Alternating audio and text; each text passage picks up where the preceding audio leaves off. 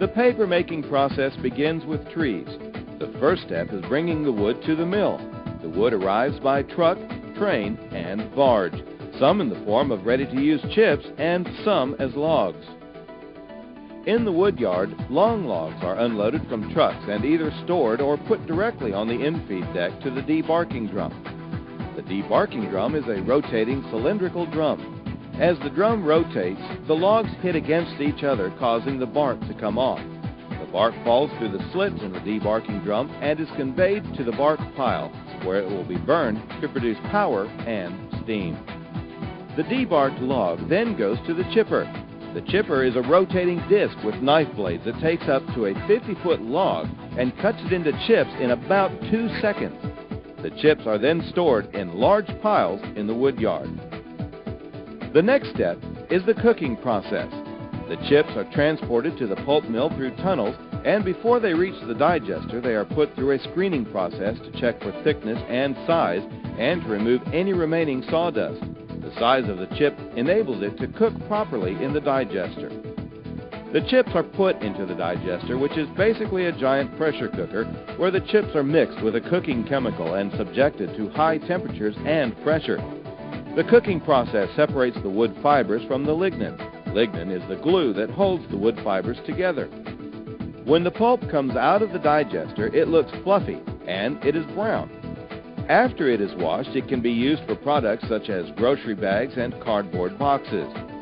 At Cortland, to use the pulp to make paper, the next step is the bleaching process.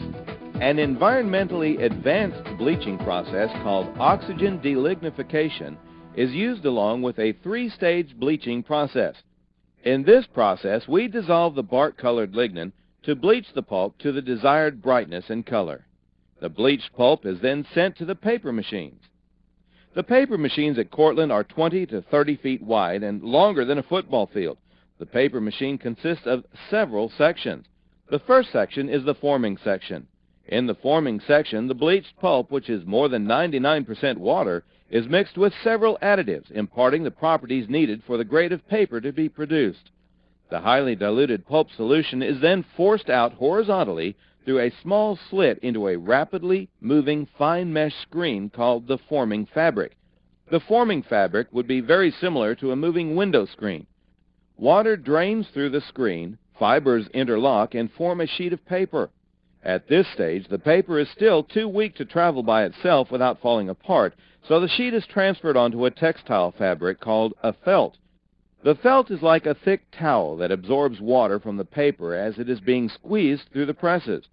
The next stage is the drying stage. The dryers consist of rotating steel cylinders that are finely polished and have steam inside. The sheet of paper goes around each one of these dryers. The last stage is the calendaring stage. Calendaring involves squeezing the paper between 2 steel rolls that are pressed together very tightly. This stage brings the paper to its final thickness and smoothness. By the time the paper has traveled through the paper machine, it is down to about 5% water. The paper is rolled onto huge spools which are up to 30 feet wide and then cut and rewound into smaller rolls.